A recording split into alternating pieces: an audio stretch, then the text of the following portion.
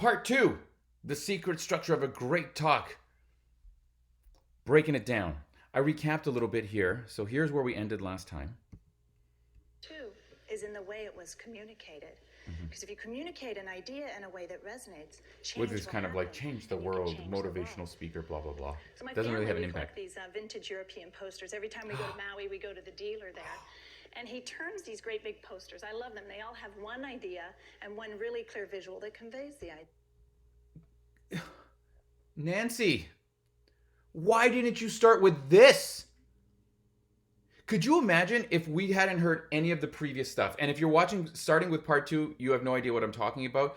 But imagine if her presentation started with this. And the audience, you know the talk is called The Secret Structure of a Great Talk. And she's saying, my family does all this kind of stuff. And I'm trying to figure out what these posters have to do with giving a great talk. I'm not 100% sure. So now I have to listen to you. This is the first place where we started to create that curiosity and that interest. So now I need to listen to get satisfaction.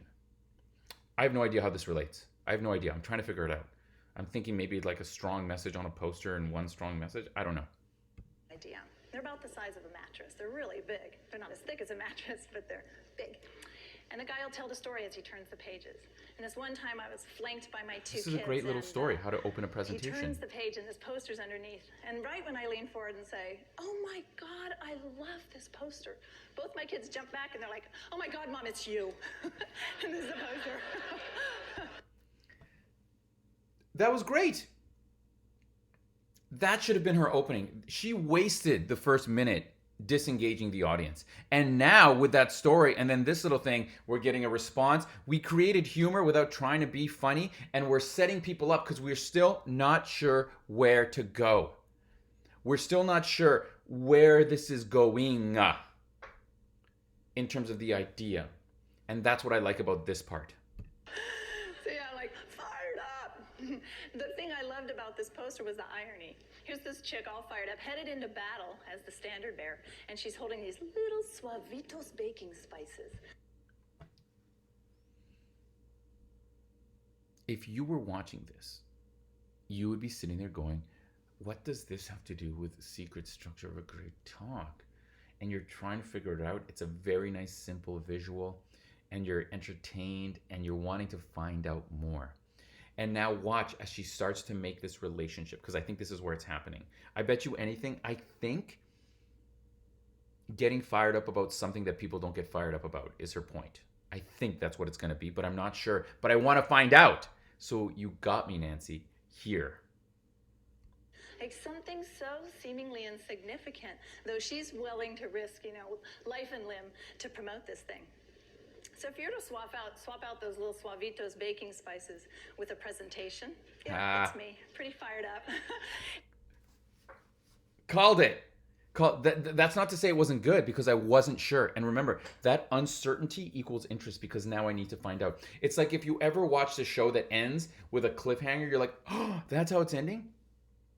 You need to find out what happens next. That's what this did. So well done. I was fired up about presentations back when it wasn't cool to be fired up about presentations. I really think they have the power to change the world when you communicate effectively through them. So, dude, if you're watching this, go back to the first video. Imagine if you had seen just this part, okay? And then her actual opening. Then it would have had something. Then it would have made more sense, and it would have had more impact. Personally, I would have just thrown that whole first minute out. But she makes a callback to it here. But imagine if this is where she introduced the idea. She starts off with the story about the big posters. She makes some relationship. That's about presentations. We're all like, oh, aha, I understand now. And then she relates the communicating your idea to the world to change the world. Maybe she throws in a Blu-ray versus HDVD example or some other random example. And then you have the audience, and there's still uncertainty because you're going, okay, so where do we go now?